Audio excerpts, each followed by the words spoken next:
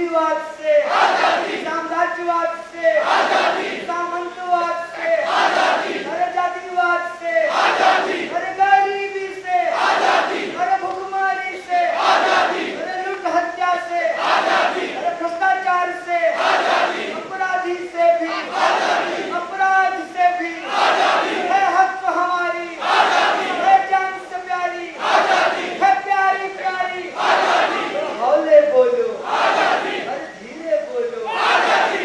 आप सभी आए लोगों का मैं दिल से हार्दिक अभिनंदन करता हूं।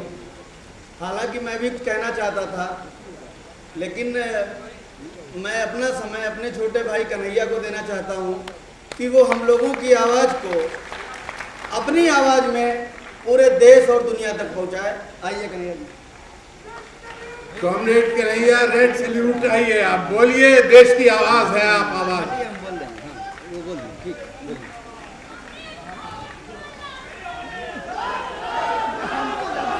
साथियों, आप लोगों से आग्रह है कि थोड़ी देर के लिए आप चुप हो जाएं और मैं थोड़ा धीरे धीरे बोलता हूं तो माफ़ कीजिएगा। सबसे पहले मैं आपका स्वागत करना चाहता हूं, आप सब लोग जो इस हॉल में आए हैं मुझे सुनने के लिए। लेकिन आप लोगों से एक आग्रह है, मैं काफ़ी देर से ये बात सुन रहा था और मेरी चिंता और परेशानी लगातार बढ़ती जा रही थी। आप लोग जब कन्हैया कन्हैया कहते हैं, मुझे मोदी मोदी सुनाई देता है। इसीलिए आपसे अनुरोध है कि ये काम करना बंद कर दीजिए, क्योंकि आज हमारी देश की अगर दुर्दशा हुई है तो वो इसीलिए हुई है। राजनीति जब चाटुकारिता, चमचागिरी और व्यक्तिवाद में फंस जाता है, उससे समाज नहीं बदलता है। ये बात मैं आप लोगों को बहुत गंभीरता के साथ कह रहा हूँ।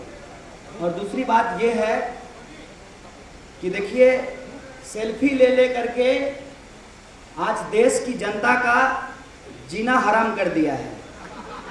ये फोटो खिंचाने की बीमारी से थोड़ा बच जाइए। ये बात मैं इसलिए कह रहा हूँ कि ये सारी चीज़ें हवाबाजी हैं और ये हवाबाजी से समाज का कुछ नहीं होता है। समाज के अंदर जो मूलभूत सवाल है, उन मूलभूत सवालों पर गंभीर संघर्ष की ज़रूरत होती है और संघर्ष करने के लिए वैचारिक समझ की ज़रूरत होती है। और वैचारिक समझ जब आपके पास होता है तो आपके अंदर प्रतिबद्धता आती है, क्योंकि प्रतिबद्धता के बिना आप सरकार और शासक के हमले को सह नहीं पाएंगे, आपका हिम्मत टूट जाएगा। इनकलाब जिंदाबाद। इसलिए इस बात को मान लीजिए कि राजनीति महज अगर विधायक और सांसद बनने के लिए आप करना चाहते हैं, महज फोटो खिंचवाने के लिए करना चाहते हैं, नेताजी के आगे पीछे घूम करके ठेकेदारी लेना चाहते हैं, तो राजनीति से कभी भी समाज का भला नहीं होगा। और वो राजनीति इस देश में 70 सालों से हो रही है। तो मैं बार बार कहता हूँ कि राजनीति में विकल्प मत ढूंढिए, विकल्प की राजनीति शुरू कीजिए। ये आज का आह्वान है, ये आज के समय की जरूरत है। किस नाम पे राजनीति नहीं हुई इस देश के अंदर? इस मंच को देखिए, महिला का सवाल बोलने के लिए एक महिला प्रतिनिधि है, बुनकरों का सवाल बोलने के लिए बुनकरों के प्रतिनिधि हैं, मजदूरों का सवाल बोलने के लिए मजदूरों के प्रतिनिधि हैं, पार्टी के भी लोग हैं, शिक्षा का सवाल हमारे एक साथी बोल करके गए। फिर भी ये तमाम समस्याएं आज भी बनी हुई क्यों हैं? हमको लगता है उस सॉल्यूशन पे हमको विचार करना चाहिए। समस्या तो सबको नज़र में आता है। जब इस हॉल से निकल करके आप लखनऊ की सड़कों पे चलेंगे तो समस्या आपको भी दिखेगी। आप जिस समस्या को झेल रहे हैं उस समस्या को आपसे बेहतर कोई नहीं जानता है। तो ये पोडियम, ये मंच, ये माइक सिर्फ समस्याएं गिनाने के लिए नहीं होनी चाहिए, समस्या का समाधान बताने के लिए होना चाहिए। और उस समाधान को बातों और भाषणों में नहीं, जीवन में सचमुच कैसे उतारा जा सकता है, इस पे बात करने की ज़रूरत है, उसको लेकर के आगे बढ़ने की ज़रूरत है। मैं ये देख रहा था कि कुछ साथी आए और मीडिया के लोगों को कुछ बोल रहे थे। मैं इस बात से इत्तेफाक नहीं रखता। मैं इसलिए ये बात कह रहा हूँ कि कौन है वो लोग, वो बेचारे रिपोर्टर, स्ट्रिंगर, जिनको पूरे तरीके से वेतन नहीं दिया जाता है, जो उनके यहाँ ड्राइवर का काम करते हैं उनको मेहनताना नहीं दिया जाता है। वो पत्रकार एक मीडिया हाउस छोड़ करके दूसरा मीडिया हाउस में थोड़ा सा वेतन बढ़ाने के लिए काम करता है। आप पूरे के पूरे मीडिया को गाली गलौज क्यों करते हैं? आपको अगर बोलना है तो आप उस मीडिया के ऊपर जो ओनरशिप है, जो मोदी जी की चाटुकारिता करके राज्यसभा में अपना कुर्सी सुरक्षित करना चाहता है, उस व्यक्ति का नाम लेकर के बोलिए, मीडिया को गाली देना बंद करिए। आज देखिए कि क्या हो रहा है समाज के अंदर, किस तरीके से जो अभिव्यक्ति का एक माध्यम है, सशक्त माध्यम, उसकी आज ये हालत कर दी गई है कि ऐसा लगता है कि मानो उसके कलम की नींव तोड़ दी गई है, उससे उसका स्याही छीन लिया गया है। ऐसे वक्त में तमाम लोग, चाहे मीडिया के अंदर काम करने वाले पत्रकार हों, चाहे स्कूल में पढ़ाने वाले शिक्षक हों, स्कूल में पढ़ने वाले विद्यार्थी हों, कॉलेज में पढ़ाने वाले शिक्षक और विद्यार्थी हों, जो किसान हों, मजदूर हों, महिला हों, अल्पसंख्यक हों, दलित हों, आदिवासी हों, पिछड़े हों, बुनकर हों, तमाम तरीके के किसान मजदूर लोग अपने अपने हक अधिकार को लेकर के एकजुटता का सवाल अगर नहीं उठाते हैं तो हमको नहीं लगता कि हम अपनी लड़ाई को जीत सकते हैं, हम अपनी लड़ाई को किसी मुकम्मल अंजाम तक पहुंचा सकते हैं। इसीलिए एक दूसरे की आलोचना के बजाय हम इस बात पे बार बार विचार करें कि वो कौन सी ऐसी चीज़ें हैं जो हमको यूनाइट कर सकती है, जो हमको एकताबद्ध कर सकती है, जो हमको जोड़ सकती है। हमको उन चीज़ों पे विचार करना चाहिए। और आज मौजूदा परिस्थिति में आप देखिए कि वास्तविक हालत है क्या। क्या कभी किसी ने सोचा था कि प्रधानमंत्री, देश के प्रधानमंत्री किसी खास कंपनी का सिम बेचने के लिए मॉडलिंग करेंगे? कहाँ पहुँच गए हैं हम लोग। कई बार ऐसा लगता है कि प्रधानमंत्री नहीं, परिधानमंत्री हैं। और जब आप बुनकर की बात कर रहे हैं तो वो परिधान बनाता कौन है? वो वही बुनकर बनाता है जिसके बारे में प्रधानमंत्री जी के मुंह से एक शब्द नहीं निकलता है। आखिर ये जो तमाम तरीके की योजनाएं जिसका ढिंढोरा पीटा जा रहा है, उसकी असलियत क्या है, उस पर हमको विचार करने की ज़रूरत है। असलियत ये है कि ये कहते हैं स्टार्टअप इंडिया, बहुत बढ़िया, इंडिया को स्टार्ट किया जाए। लेकिन इंडिया स्टार्ट कैसे होगा? इंडिया सेल्फी खिंचाने से स्टार्ट नहीं होगा, अफ्रीका में जाके ढोल बजाने से नहीं होगा, अपना बर्थडे केक जा करके गुजरात में काटेंगे उससे भी नहीं होगा। आखिर इंडिया स्टार्ट होगा कैसे? इंडिया के लिए जो अनाज पैदा करते हैं, जो किसान हैं, अगर वो आत्महत्या करते रहेंगे और उनकी आत्महत्या नहीं रोकी जाती है, इंडिया स्टार्ट नहीं हो सकता है। जो लोगों के लिए कपड़ा बनाते हैं, जो बुनकर हैं, अगर आप स्टार्टअप इंडिया की बात करते हैं तो आप उनको एक स्टार्टअप दीजिए। आज उनकी ये हालत क्यों हो गई है? उनके पास तकनीक नहीं है, उनके पास मशीन नहीं है, वो हाथ से काम करते हैं और मशीन से जो पैदा होने वाला कपड़ा है बाजार में वो उससे मुकाबला नहीं कर पाते हैं। आप स्टार्टअप इंडिया स्कीम के तहत तमाम बुनकर परिवारों को एक एक कपड़ा बनाने वाली मशीन दीजिए, तब हम समझेंगे कि आप सच में इंडिया को स्टार्ट करना चाहते हैं। लेकिन बात यह है कि ना आप किसान की आत्महत्या पे बोलेंगे, ना मजदूरों के न्यूनतम मजदूरों पे बोलेंगे, ना बुनकरों को उनको आर्थिक सहायता दे करके उसे मशीन उपलब्ध करा करके उनको जो है नई तकनीक मुहैया करा करके आप उस पर बात करेंगे, ना आप विद्यार्थियों के फेलोशिप पे बोलेंगे, ना आप महिला सुरक्षा पे बोलेंगे, ना आप दलितों की जो हत्या हो रही है उसके ऊपर बोलेंगे, अल्पसंख्यकों को जिस तरीके से प्रताड़ित किया जा रहा है उस पर बोलेंगे। बताइए इंडिया स्टार्टअप कैसे होगा, इंडिया स्टार्ट कैसे होगा? हमको इसी जुमलेबाजी से आज़ादी चाहिए। यह जो झूठ मूठ का भरोसा है, इसी से आज़ादी चाहिए और इसी आज़ादी के लिए हम संघर्ष कर रहे हैं। और जब हम आज़ादी की बात करते हैं तो वो कहते हैं कि आप लोग देश के खिलाफ बोलते हैं। मोदी जी, आप देश नहीं हैं और संघ जो है वो संसद नहीं है और आपका जो मनुस्मृति है वो संविधान नहीं है। आपके खिलाफ बोलते हैं, संघ के खिलाफ बोलते हैं और मनुस्मृति के खिलाफ बोलते हैं।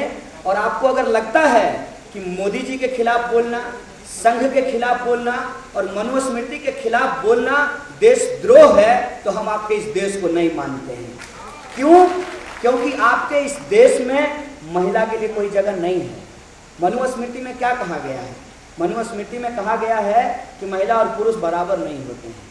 मनुस्मृति में यह कहा गया है कि दलित और ब्राह्मण बराबर नहीं हो सकते हैं। इसीलिए हम मनुस्मृति को नहीं मानते हैं और मनुस्मृति के आधार पे जो आप देश बनाना चाहते हैं उस देश को भी नहीं मानते हैं। हम बाबा साहब भीमराव अंबेडकर के देश को मानते हैं, संविधान को मानते हैं, जो संविधान कहता है कि महिला हो या पुरुष हो उसको बराबरी का हक मिलेगा, दलित हो या ब्राह्मण हो उसको बराबरी का हक मिलेगा, किसान हो या मजदूर हो या कोई पूंजीपति हो उसको बराबरी का हक मिलेगा।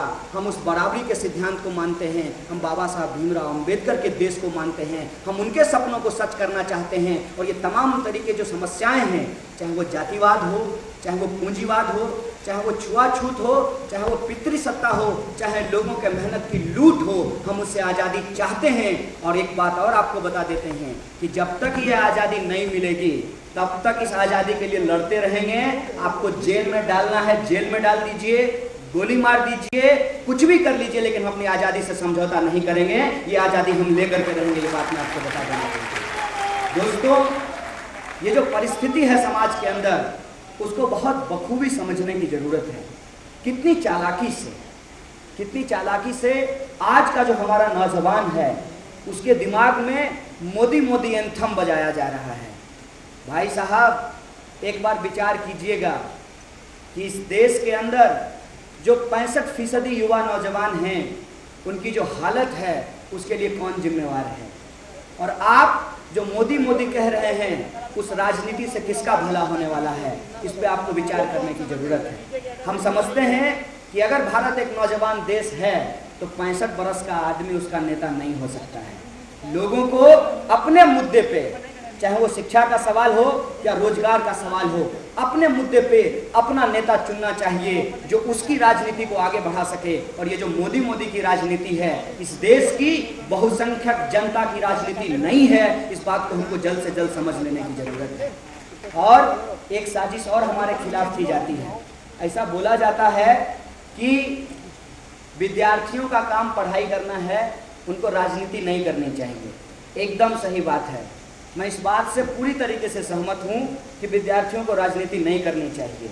लेकिन एक बात बताइए कि मैं जिस कॉलेज में पढ़ता हूँ उसके जो प्रिंसिपल साहब हैं उनका पद बदल जाता है, उनकी कुर्सी बदल जाती है जब सरकार बदलती है। तो ऐसा क्यों होता है?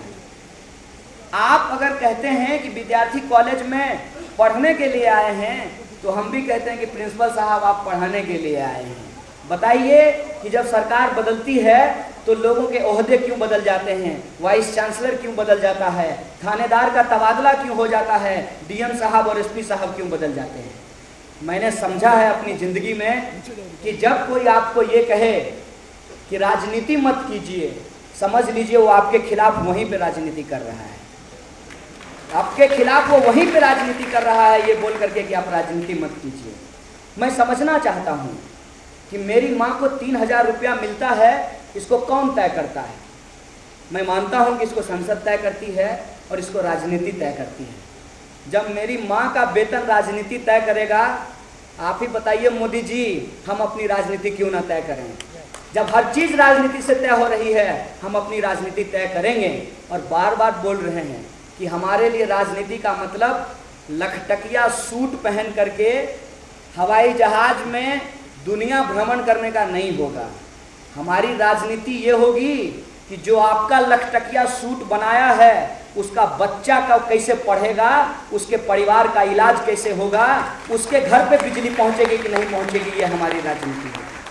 हमारी राजनीति होगी कि संविधान की जो प्रस्तावना है जो कहती है हम भारत के लोग, जो स्वतंत्रता, समानता और भाईचारा की बात करती है, जो सेकुलरिज्म की बात करती है, जो समाज के अंदर सबको बराबरी का हक देने की बात करती है, वो बराबरी का हक लोगों को मिल रहा है कि नहीं मिल रहा है, इसको तय करने की राजनीति हमारी होगी।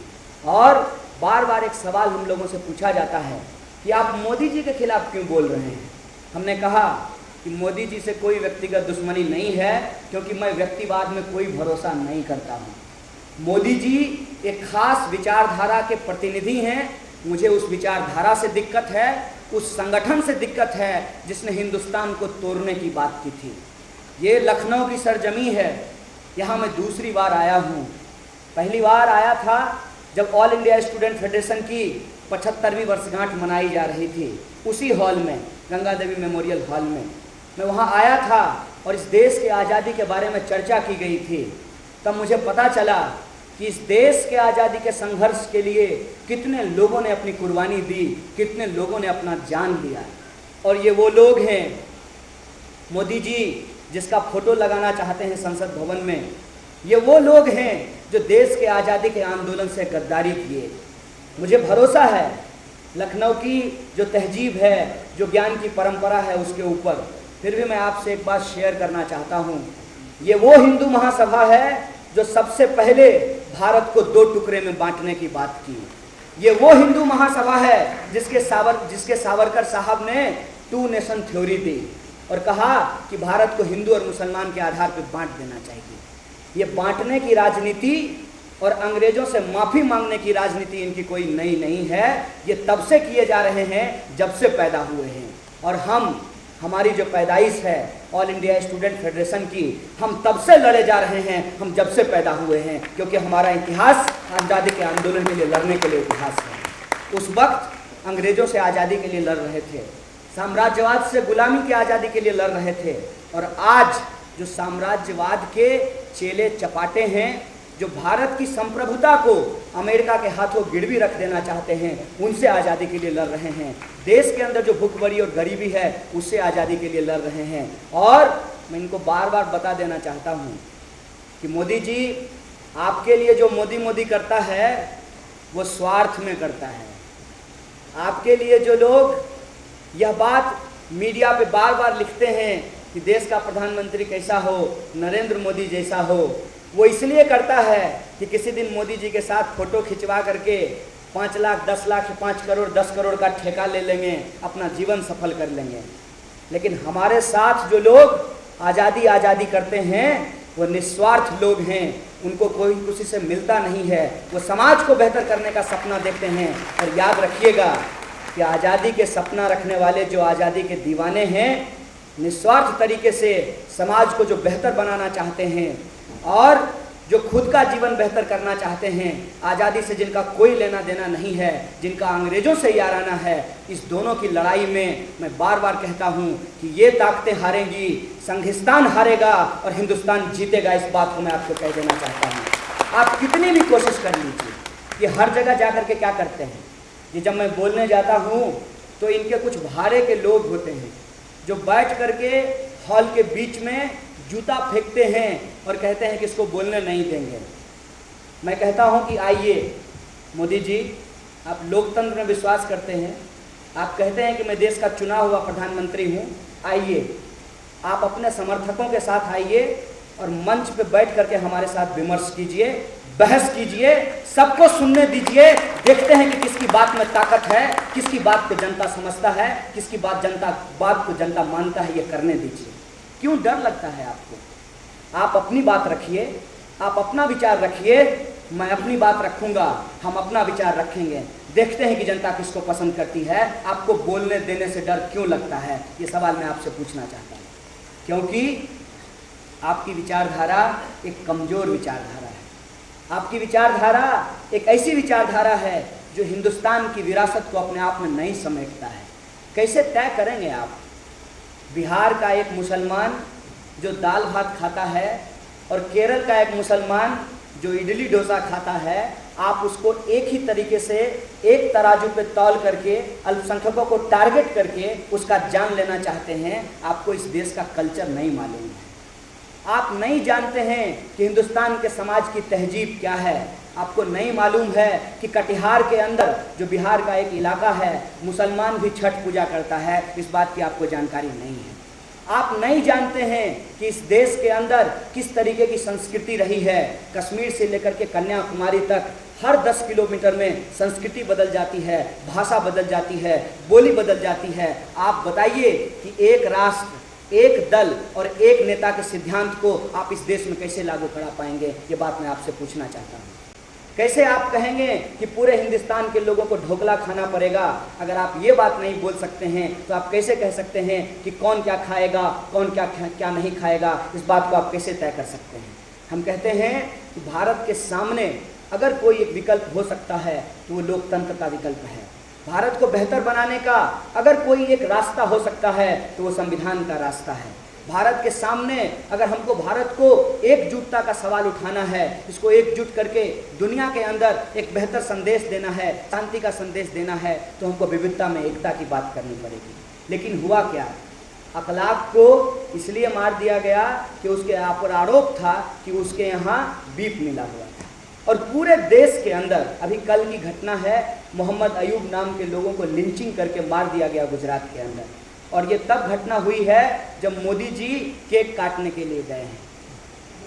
एक नीरो था, जब रोम जल रहा था तो वो बंसी बजा रहा था। एक मोदी जी हैं, जब हिंदुस्तान जल रहा है ये केक काट रहे हैं। दोस्तों, ये जो परिस्थिति है समाज के अंदर, इसको गंभीरता से सोचने की ज़रूरत है। हम सब के बीच में एक अंतर हो सकता है। मैं बिहार से हूँ, आप उत्तर प्रदेश के हो सकते हैं। मैं मैथिली बोलता हूँ, आप अवधी बोल सकते हैं। आपकी भाषा कुछ और हो सकती है, आप भोजपुरी बोल सकते हैं। कोई हिंदू हो सकता है, कोई मुसलमान हो सकता है, कोई महिला है, कोई पुरुष है, कोई गोरा है, कोई काला है। लेकिन बताइए क्या हम लोग अल्टीमेटली इंसान हैं कि नहीं हैं? आज इंसानियत को इस तरीके से क्यों खतरे में डाल दिया गया है? क्यों किसी इंसान को उसके धर्म के चलते मारा जा रहा है? क्यों महिलाओं को कहा जा रहा है कि उसको घर से बाहर नहीं निकलना चाहिए? ये जो ऊंच नीच की भावना है, ये जो लोगों को बांटने की राजनीति है, हमको इसी से आज़ादी चाहिए, क्योंकि इस आज़ादी के बाद हमारा संविधान करता है और इससे हम आज़ादी ले करके रहेंगे। आप कुछ भी कर लीजिए। ये नया नया साजिश करते रहते हैं, नई नई कोशिशें इनकी जारी रहती हैं। चुनाव जीत करके आए थे अच्छा दिन लाने के नाम पर। अभी गडकरी साहब कहते हैं कि हमारे गले की हड्डी बन गई थी, ये हमने नहीं कहा था, ये मनमोहन सिंह बोले थे। अरे मोदी जी, आप तो कहते थे कि मनमोहन बोलता ही नहीं है और अभी आप कह रहे हैं कि मनमोहन सिंह बोले हैं। बात पलटने में तो आप माहिर हैं, उस्ताद हैं, तुरंत बात पलट देते हैं। अच्छा दिन आपका नहीं, काला धन वापस लाना जुमला सच क्या है? सच क्या है ये आप ही बता दीजिए। कि अभी जो आप कह रहे हैं कि 2022 तक भारत को बेहतर बनाएंगे, ये भी सच है कि 2019 में वापस में सत्ता आने के लिए एक नया जुमला गढ़ा जा रहा है? ये आप ही बता दीजिए। ऐसा पहली बार हुआ है कि हिंदुस्तान में एक ऐसी सरकार बनी है जिसकी योजनाएं 2019 तक के लिए नहीं है, 2022 तक के लिए है। मतलब ये पहले से रोड मैप तैयार कर रहे हैं कि देखिए 2019 तक तो हुआ नहीं, लेकिन 2022 में जरूर इसको कर देंगे। ये वही मसला है, 1990 से राम मंदिर बना रहे हैं, लेकिन अभी तक डेट नहीं बताए हैं कि बनेगा क्या। इसका जो साजिश है, इस साजिश को आपको समझना पड़ेगा कि ये हमेशा जनता का जो असली सवाल है, उस सवाल को छोड़ करके जो बिला वजह की चीज़ें हैं उस तरफ लोगों को लेकर के जाते हैं। हम कहते हैं कि मैं अगर विद्यार्थी हूँ, मेरे लिए सबसे ज़रूरी सवाल क्या होगा? मेरे लिए सबसे ज़रूरी सवाल शिक्षा का सवाल होगा। अगर मैं नौजवान हूँ तो मेरे लिए सबसे ज़्यादा ज़रूरी सवाल क्या होगा? मेरे लिए सबसे ज़रूरी सवाल रोजगार का सवाल होगा। अगर मैं महिला हूँ तो मेरे लिए सबसे ज़रूरी सवाल क्या होगा? कि मैं पढ़ सकूँ, मुझे रोजगार मिले, मैं पुरुषों की बराबरी में अपनी ज़िंदगी को जी सकूँ। अगर मैं दलित हूँ तो मेरे सामने सबसे बड़ा सवाल क्या है? कि आत्मसम्मान से अपनी ज़िंदगी को मैं जी सकूँ। अगर समाज के अंदर आप अपने आप को किसी आइडेंटिटी, किसी पहचान के साथ जोड़ करके रखते हैं तो आपके सामने सबसे बड़ा सवाल क्यों?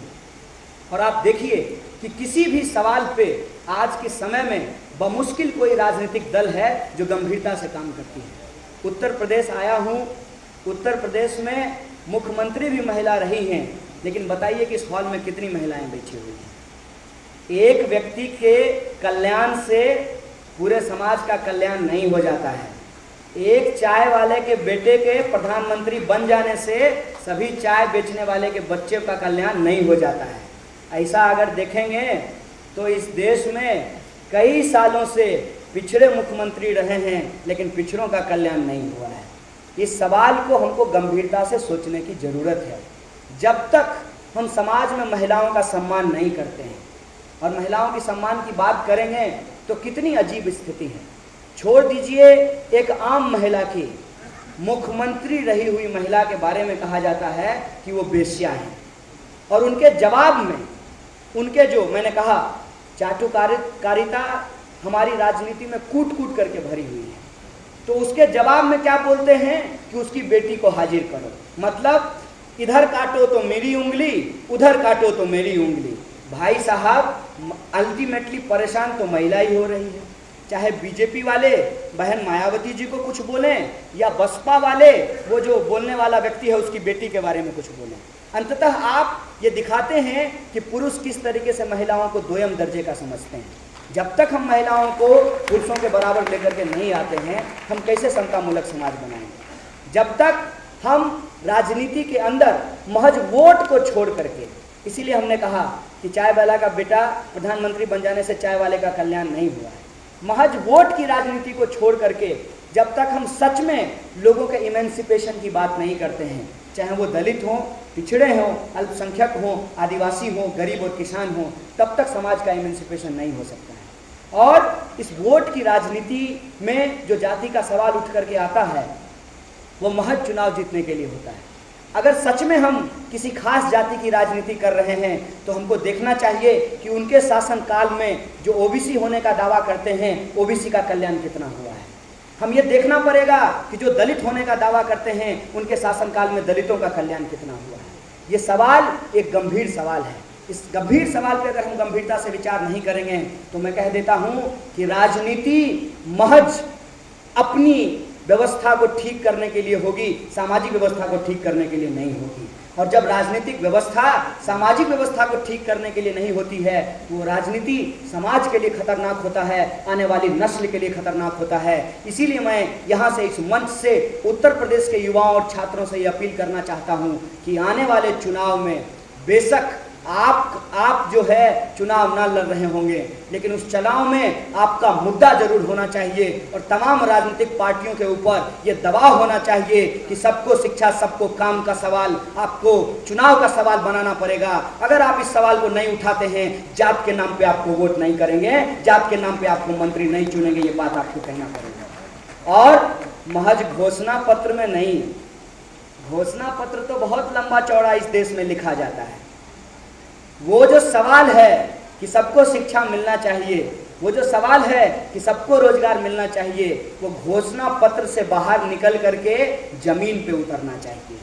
और जमीन पे उतारने के लिए जो लोग संघर्ष कर रहे हैं उनके बारे में आप जानते हैं कि उनको किस तरीके से प्रताड़ित किया जा रहा है। आपके ही प्रदेश का एक कहानी है कि जो बाबा साहब भीमराव अम्बेडकर यूनिवर्सिटी है वहाँ 8 छात्रों को निष्कासित कर दिया गया। क्यों निष्कासित कर दिया गया? क्योंकि विश्वविद्यालय प्रशासन में बैठे हुए पदाधिकारी के ऊपर शोषण का आरोप था, यौन शोषण का आरोप था।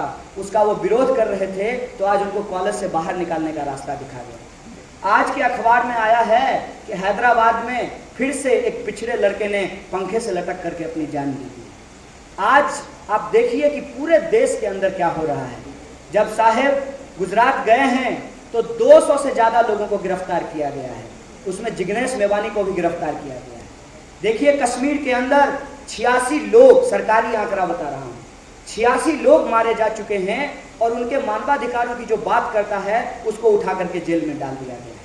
छत्तीसगढ़ के अंदर जो आदिवासियों के लिए लड़ने वाले पत्रकार हैं उनको बहुत दिनों से प्रताड़ित किया जा रहा था, अभी उनमें से कुछ लोगों को उठा करके जेल में डाल दिया गया। अब मुझे बताइए कि जो मैं एकता की बात कर रहा हूँ वो एकता जरूरी है कि नहीं है? पत्रकारों को जेल में डाला जा रहा है, मानवाधिकारों की बात करने वाले लोगों को जेल में डाला जा रहा है, दलितों आदिवासियों के लिए जो गुजरात में लड़ रहे लोग हैं उनको जेल में डाला गया है, यूनिवर्सिटीज़ के अंदर जो लोग शिक्षा बचाने की लड़ाई लड़ते हैं उनको यूनिवर्सिटी से बाहर निकाला जा रहा है। बताइए क्या हमारा देश, क्या हमारा मुल्क संविधान के आधार पर शासन चला रहा है कि नहीं चला रहा है? ये सवाल हमको गंभीरता से सोचना चाहिए कि नहीं सोचना चाहिए। अगर हम इस सवाल को गंभीरता से सोचने के लिए तैयार हैं तो हमको एकजुट होना पड़ेगा, एक मंच पे आना पड़ेगा और वो जो सवाल होगा कि हमको समाज को बेहतर करना है उसके लिए तमाम लोगों को एकताबद्ध होकर के लड़ाई लड़नी पड़ेगी। आज मैं जब आ रहा था तो मुझे पता चला कि स्मृति जी भी आई हैं। स्मृति जी प्रदेश में आई हैं और प्रदेश में आकर के वो उत्तर प्रदेश में बीजेपी के लिए नंबर बना रही हैं। इनके बारे में आप लोग एक बात ख्याल रखिएगा, ये वैसे लोग हैं जो चेहरा दिखा करके लोगों को ठग लेते हैं। इनके चेहरे पे मत जाइएगा, इनके सूरत पे मत जाइएगा, इनके नियत पे जाइएगा, क्योंकि मसला सिर्फ नीति का नहीं है। नीति में तो प्रधानमंत्री साहब भी कह रहे हैं कि हम गरीबों का कल्याण करेंगे, हम किसानों का कल्याण करेंगे। महज नीति का सवाल नहीं है, इनकी नीयत भी ठीक नहीं है। ये बात मैं आपको कह देना चाहता हूँ। अगर इनकी नीयत ठीक होती तो ये जिन मुद्दों पे चुनाव लड़ करके आए थे, उन मुद्दों पे ये सीरियसली काम कर रहे होते और समाज में वो परिवर्तन दिखाई दे रहा होता और अखबार में बड़ा बड़ा फोटो खिंचवा करके लोगों को नहीं बताना पड़ता कि हम क्या काम कर रहे हैं। अगर काम होगा तो काम अपने आप दिखाना पड़ेगा, बार बार रेडियो पे उसका प्रचार और विज्ञापन नहीं करवाना पड़ेगा। और मैं ये भी बोलता हूँ कि समस्या सिर्फ गरीबों, किसानों और मजदूरों की नहीं है, समस्या उन लोगों की भी है जो कॉरपोरेट हाउस में जाकर के काम करते हैं। मेरा कुछ लोगों से बातचीत हुआ है और वो लोग इतने परेशान हैं कि आप सोच नहीं सकते हैं। जो अपने आप को मिडिल क्लास कहते हैं, जो सबसे ज़्यादा मोदी का समर्थन किए थे, आज उनकी हालत भी बहुत ख़राब होने वाली है। जो लोग पत्रकार थे, वकील थे, डॉक्टर थे, इंजीनियर थे, प्रोफेसर थे, बड़ी मुश्किल से मेहनत करके समाज के अंदर अपर मोबिलिटी के आधार पे थोड़ा ऊपर आए थे, आज उनके बच्चों का जीवन इतना संकट में है कि उनको डर लग रहा है कि वो पोजीशन, वो स्टेटस वो मेंटेन कर पाएंगे कि नहीं मेंटेन कर पाएंगे। क्योंकि जब वो अपने बच्चों को पढ़ाने की बात करते हैं तो पब्लिक फंडेड इंस्टीट्यूट का हालत इतना बुरा कर दिया गया है कि वो अपने बच्चों को सरकारी स्कूल में नहीं भेज सकते हैं, अपने बच्चों को सरकारी विश्वविद्यालय में नहीं भेज सकते हैं। अगर बाहर भेजेंगे पढ़ने के लिए तो उनकी जो गाढ़ी कमाई है वो उसकी फीस में चली जाएगी, और जब वो पढ़ करके निकलेगा तो रोजगार की कोई गारंटी नहीं है। ऐसे हालत में वो क्या करते हैं, पढ़ते इंजीनियरिंग है, उसके बाद MBA का डिग्री लेते हैं और MBA का डिग्री लेने के बाद वो गली में घूम घूम करके रेफ्रिजरेटर बेचते हैं। बताइए कि अगर मुझे इंजीनियरिंग करना था, मैं समाज में इंजीनियर बनना चाहता था, तो मैं मार्केटिंग मैनेजमेंट से MBA क्यों करूं? और जब मार्केटिंग मैनेजमेंट से MBA किया है तो मुझे इंजीनियर बनने की क्या ज़रूरत थी? सवाल ये है कि लोगों को रोजगार नहीं मिल रहा है। जहां रोजगार की संभावना होती है लोग उधर ही चल पड़ते हैं। अब आप देखिए, कोई भी कंपटीशन एग्जाम हो हिंदुस्तान के अंदर, वो लोगों को सेलेक्ट करने के लिए नहीं होता है, वो लोगों को रिजेक्ट करने के लिए होता है।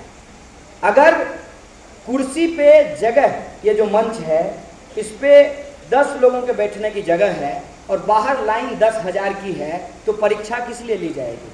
सेलेक्ट करने के लिए नहीं ली जाएगी, रिजेक्ट करने के लिए ली जाएगी। इसीलिए हमारे यहाँ एग्जाम का जो मॉडल है उसको आप समझिए। सवाल ये हो सकता है कि भारत आज़ाद कब हुआ, लेकिन सवाल ये हो कि गांधी जी जब लंदन गए थे तो जो सूट पहने थे वो कहाँ बन करके आया था, उस दर्जी का क्या नाम था, आप क्या करेंगे? आज इस देश के अंदर पढ़ाई को क्या कर दिया गया है?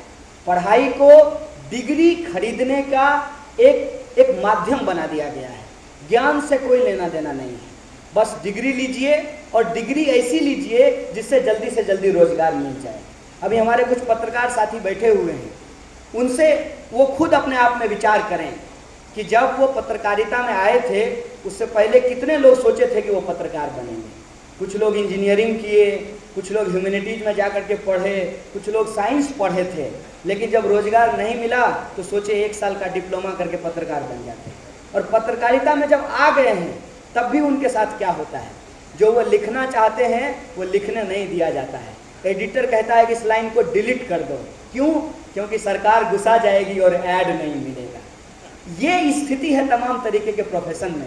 एक पुलिस वाले हमारे साथ आए थे और मिले और उन्होंने कहा कि देखिए आपकी बातें हमको बहुत अच्छी लगती है, लेकिन हम आपके साथ खड़ा नहीं हो सकते हैं।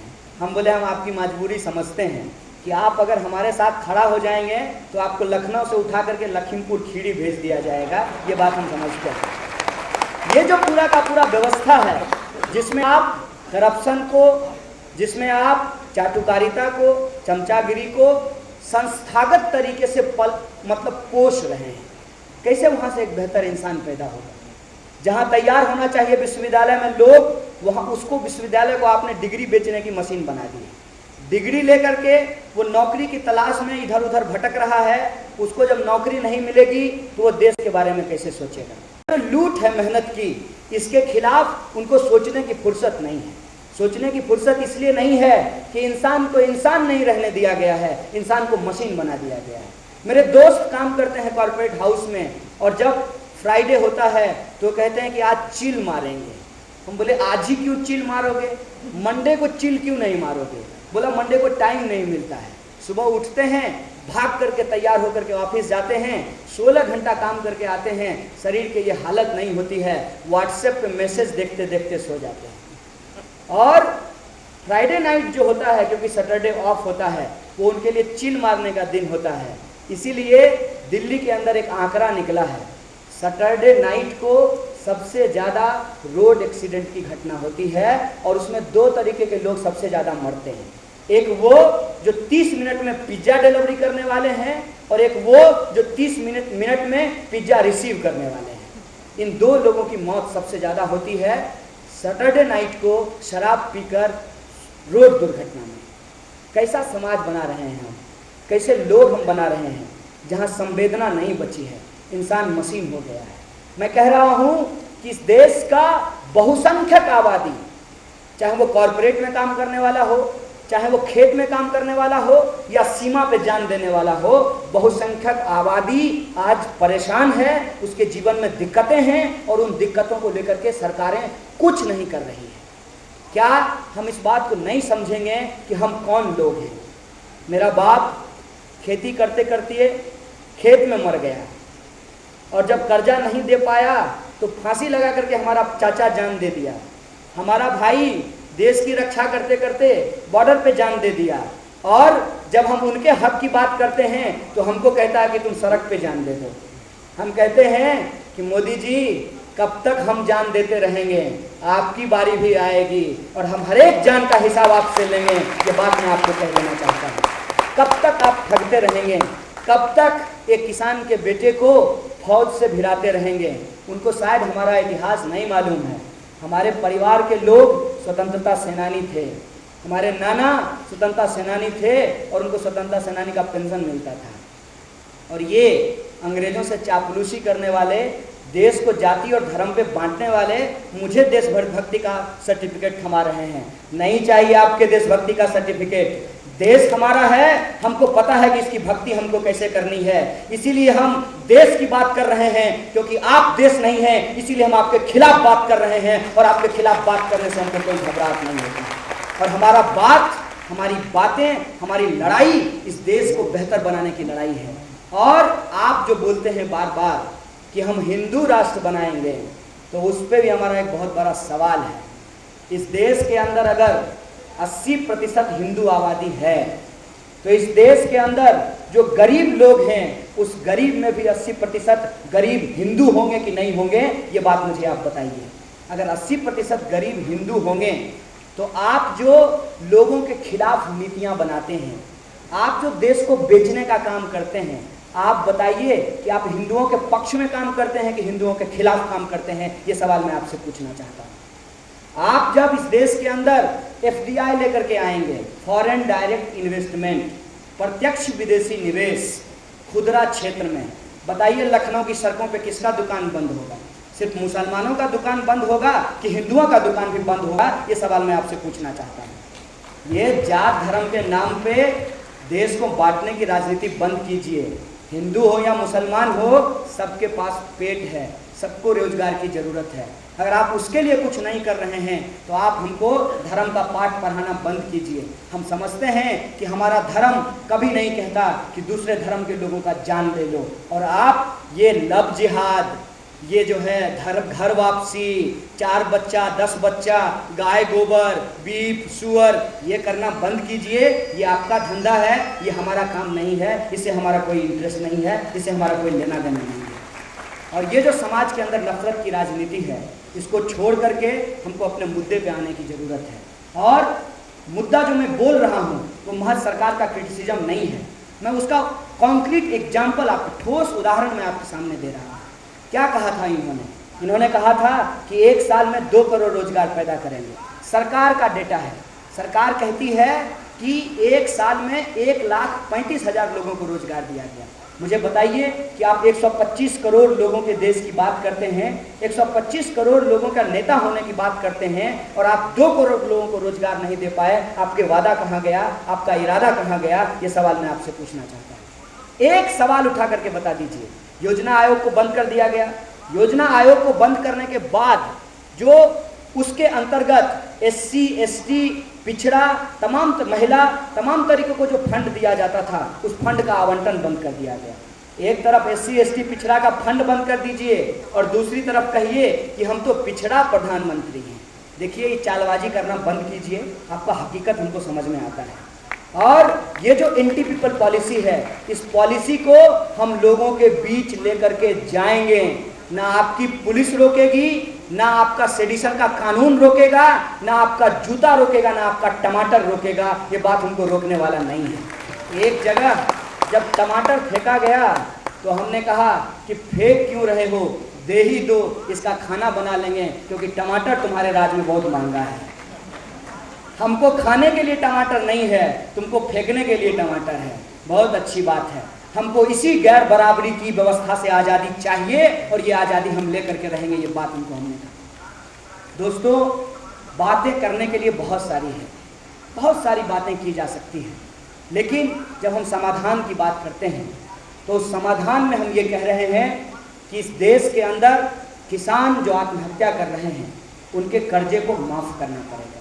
जो विद्यार्थी हैं, चाहे वो किसी भी जाति से आते हों, उनको पढ़ने के लिए एक मिनिमम आर्थिक सहायता सरकार को मुहैया करानी पड़ेगी। और जो नौजवान हैं, उनको उनकी योग्यता के हिसाब से, अगर हम 10वां पास हैं तो हमको हमारी औकात के हिसाब से नौकरी दे दीजिए। अगर हम PhD पास हैं तब भी हमको हमारे औकात के हिसाब से नौकरी दे दीजिए। हम बने इंजीनियर हैं, हमसे एक्वागार्ड मत बिचवाइए, ये काम हम नहीं करने वाले हैं। अगर इंजीनियरिंग किए हैं तो इंजीनियर का काम ही करेंगे, अगर डॉक्टरी किए हैं तो डॉक्टर का ही काम करेंगे। हमको हमारी योग्यता के हिसाब से रोजगार दे दीजिए। और अगर रोजगार नहीं दे सकते हैं तो हमको बेरोजगारी भत्ता दीजिए, क्योंकि हम किसी भी आतंकवादी संगठन के पास जा कर के उससे 2 लाख रुपया लेकर के अपने शरीर में बम बांध करके अपने समाज के लोगों को नहीं मारना चाहते हैं। हम चाहते हैं कि ऐसी परिस्थिति ही ना हो कि पहले समाज में बम फूटे और फिर उस बम से बचाने के लिए बम स्क्वाड बनाया जाए। हम कहते हैं कि बम फूटे ही नहीं, हम कहते हैं कि युद्ध हो ही नहीं, झगड़ा हो ही नहीं, टैंक खरीदना ही ना पड़े। क्यों 6,000 करोड़ रुपया का टैंक खरीदा जाए? क्यों पाकिस्तान से युद्ध किया जाए? हम कहते हैं कि हमारे लोग पाकिस्तान के बम से नहीं, भूख से मर रहे हैं। हम कहते हैं कि हमारे लोगों के भड़काने से नहीं, अपनी बेरोजगारी और गरीबी से तबाह होकर के अपराध का अपना रास्ता अख्तियार कर रहे हैं। आप गरीबी और बेरोजगारी को दूर कर दीजिए। आप जो है 6,000 करोड़ रुपया जो टैंक खरीदने के लिए खर्च करना चाहते हैं, उसको बेरोजगारी भत्ता के रूप में बांट दीजिए। स्टार्टअप इंडिया के स्कीम के तहत किसानों का कर्जा माफ कर दीजिए, बुनकरों को मशीन खरीद करके दे दीजिए, नौजवानों को लोन दे दीजिए। वो पान की दुकान खोल लेगा रेलवे स्टेशन के सामने में, वो बेरोजगार नहीं रहेगा, बम नहीं फोड़ेगा, आतंकवाद की समस्या नहीं रहेगी, युद्ध लड़ने की जरूरत नहीं पड़ेगी। ये बात मैं आपसे कहना चाहता हूँ। क्यों गोल गोल घुमाते हैं मोदी जी? क्यों इस देश को ऐसे सवालों पर लेकर जाते हैं जिसका हमारे वास्तविक जीवन से कोई लेना देना ही नहीं है? आपके बच्चे तो नहीं मरेंगे, इत्तेफाक से आपके बच्चे हैं भी नहीं, लेकिन आपके बच्चे तो मरेंगे नहीं। किनके बच्चे मरेंगे? जिनका बाप खेत में जान दे रहा है। किसका भाई मरेगा? जो कॉरपोरेट में 16 घंटे की नौकरी कर रहा है। किसकी बहनें बेवा हो जाएंगी? जिनको आज भी समाज में कहा जाता है कि पूरा घूंघट लटका करके चलो। 21वीं सदी में हर तरफ से हम ही मारे जाएं और आप ये दावा करेंगे कि हम आपको बचाने का कोशिश कर रहे हैं। क्या दौर आया है, किस दौर में हम जी रहे हैं? मतलब एक तरफ आप हमारा सब कुछ छीन लीजिए और कहिए कि ये तो हम आपके लिए ही कर रहे हैं। गजब की ब्राह्मणवादी व्यवस्था है। दक्षिणा लेकर के लोटा पंडित जी आप रख लेंगे और कहेंगे कि ये पहुंच गया आपके बाबूजी को। देखिए, ये बुर्बक बनाने का काम बंद कीजिए। अब हम पढ़ लिख लिए हैं और हमको समझ में आती है, और इसीलिए ये जो ब्राह्मणवादी सिस्टम है पहले समाज में था, आजकल राजनीति में चली गई है। इससे हमको आज़ादी चाहिए। और जब मैं बोलता हूँ ब्राह्मणवाद से आज़ादी, तो कुछ हमारे ब्राह्मण दोस्त आकर के कहते हैं कि तुम ब्राह्मण के खिलाफ क्यों बोलते हो। हमने कहा यही ब्राह्मणवाद है भाई मेरे, कि तुम समझ नहीं पाते हो कि ब्राह्मण और ब्राह्मणवाद में अंतर होता है। ब्राह्मण और ब्राह्मणवाद में अंतर ये होता है कि ब्राह्मण होना अपराध नहीं है, जैसे दलित होना अपराध नहीं है। लेकिन ब्राह्मण होने के बाद ये महसूस करना कि हमसे ऊपर कोई नहीं है, ये अपराध है, ये गैर कानूनी है। और ब्राह्मण और ब्राह्मणवाद में फर्क इस स्तर पे होता है कि कई बार कई दलित भी समझ लेते हैं कि हम सबसे ऊपर हैं, मतलब वो दलित होकर के ब्राह्मणवादी हैं। इस बात को आप समझ लीजिए। अगर यादव कहता हो कि हम पटेल से शादी नहीं करेंगे, तो वो यादव होकर के ब्राह्मणवादी है। इस बात को आपको समझना पड़ेगा। अगर शेख साहब कहते हो कि अंसारी से अपनी बेटी का निकाह नहीं करेंगे, मतलब वो भी ब्राह्मणवादी है। जब हम ब्राह्मणवाद बोलते हैं, इसका मतलब किसी जाति से नहीं, किसी धर्म से नहीं, किसी लिंग से नहीं, किसी पहचान से नहीं, उस व्यवस्था से है जो ऊंच नीच पे आधारित है, छुआछूत पे आधारित है। और उस ऊंच नीच को खत्म करना है, क्योंकि समता मूलक समाज बनाना है। और ये ब्राह्मणवाद राजनीति से लेकर के, अर्थव्यवस्था से लेकर के तमाम तरीके की सामाजिक व्यवस्थाओं में पाया जाता है। और हमको इस ब्राह्मणवाद से आज़ादी चाहिए। हमारे पत्रकार मित्र बैठे हुए हैं, मेहनत करके एक रिपोर्ट जा करके लिखेंगे और एडिटर कहेगा कि इसको मत छापो, वहाँ भी ब्राह्मणवाद काम करता है। उसको लगता है कि हमसे ज़्यादा ज्ञानी कोई नहीं है। एक गोस्वामी जी हैं, आजकल स्वामी जी का बड़ा दबदबा है। कुछ लोग मीडिया में बैठे हुए हैं और कुछ लोग सुबह सुबह आकर के कपालभाति करवाते हैं। और एक तो ऐसा मुंगेरिया पिस्तौल है कि पता नहीं वो कब बैक फायर कर जाए, गोली चलाएंगे आगे, चल जाएगा पीछे। वो स्वामी जी को भाजपा जो है चुन करके सभा में लेकर के आएगी कि कांग्रेस के खिलाफ बोलेगी, लेकिन उसको बोलने की ऐसी आदत है कि कांग्रेस से बोलते बोलते वो बीजेपी के खिलाफ भी बोलना शुरू कर देती है। दोस्तों, तो ये जो स्वामी जी लोग हैं, ये ब्राह्मणवादी लोग हैं जो समझते हैं कि उनसे ज़्यादा ज्ञानी कोई नहीं है। अभी स्वामी जी बोले हैं कि मैं जेटली से ज़्यादा बढ़िया वित्त मंत्री हो सकता हूँ। स्वामी जी, हमारा मानना है कि आप मोदी से ज़्यादा बढ़िया प्रधानमंत्री भी हो सकते हैं। असल मसला ये है कि हमेशा व्यक्ति को फोकस करके विचारधारा के सवाल को गौन कर देते हैं। हम कहते हैं कि स्वामी जी हों या शास्त्री जी हों, मोदी जी हों या गिरिराज जी हों, कोई भी हो या महाराज जी हों, सवाल व्यक्ति का नहीं है, सवाल विचारधारा का है। और जब हम विचारधारा की बात करते हैं तो हमको समाज से ऊंच नीच नहीं चाहिए। और समाज से ऊंच नीच खत्म करने वाले जितने भी लोग हैं, चाहे वो हिंदू हो, मुसलमान हो, सिख हो, ईसाई हो, गोरा हो, काला हो, ब्राह्मण हो, दलित हो, महिला हो, पुरुष हो, तमाम लोगों को एकजुट एक मंच पे आने की जरूरत है।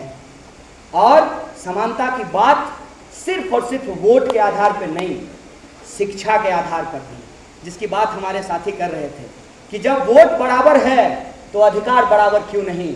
जब अंबानी का वोट एक और जो जूता सिलने वाला है उसका वोट एक, तो दोनों का बच्चा एक ही स्कूल में क्यों नहीं पढ़ने जाता। इसीलिए राष्ट्रपति हो या चपरासी की संतान, सबको शिक्षा एक समान की हम बात करते हैं।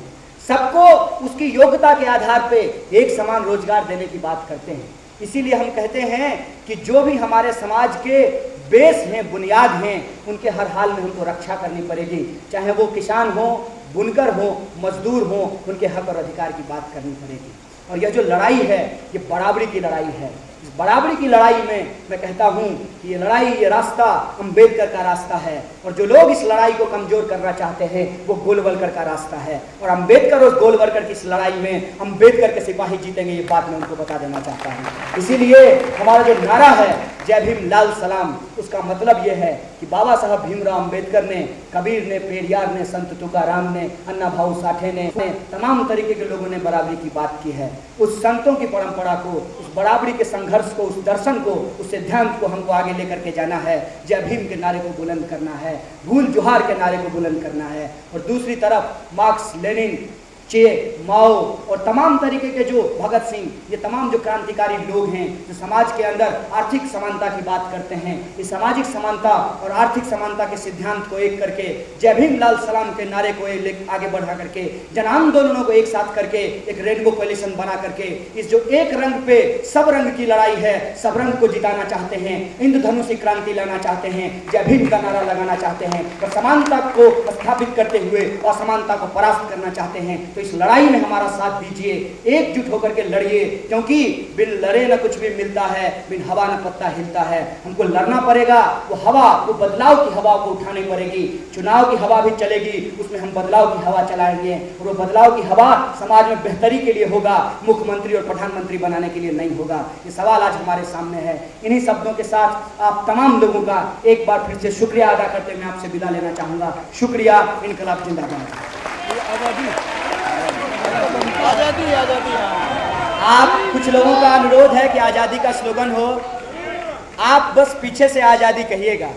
तो हम क्या चाहते हैं? आजादी। जोर से बोलो आजादी। है हक हमारी आजादी, है जान से प्यारी आजादी, अरे जातिवाद से आजादी, अरे मनुवाद से आजादी, अरे संघवाद से आजादी, अरे छुआछूत से आजादी, अरे झूठ मूठ से आजादी, अरे सूट बूट से आजादी, अरे पूंजीवाद से आजादी, सुनसान सड़क पे आजादी, अरे आधी रात को आजादी, महिलाएं मांगे आजादी, तो पुरुष भी मांगे आजादी, हम लेके रहेंगे आजादी, है हक तुम्हारी आजादी, तो जोर से बोलो आजादी, अरे डर गए क्या आजादी, अरे ऊंचा बोलो आजादी, अरे मैं भी बोलूं आजादी, तो मिलकर बोलो आजादी, अरे सुन ले मोदी आजादी, भागवत भी सुन ले आजादी, आरएसएस सुन ले आजादी, हम लेके रहेंगे आजादी, है हक हमारी आजादी, है जान से प्यारी आजादी, है प्यारी प्यारी आजादी, जो तुम ना दोगे आजादी, हम छीन के लेंगे आजादी, हम लड़के लेंगे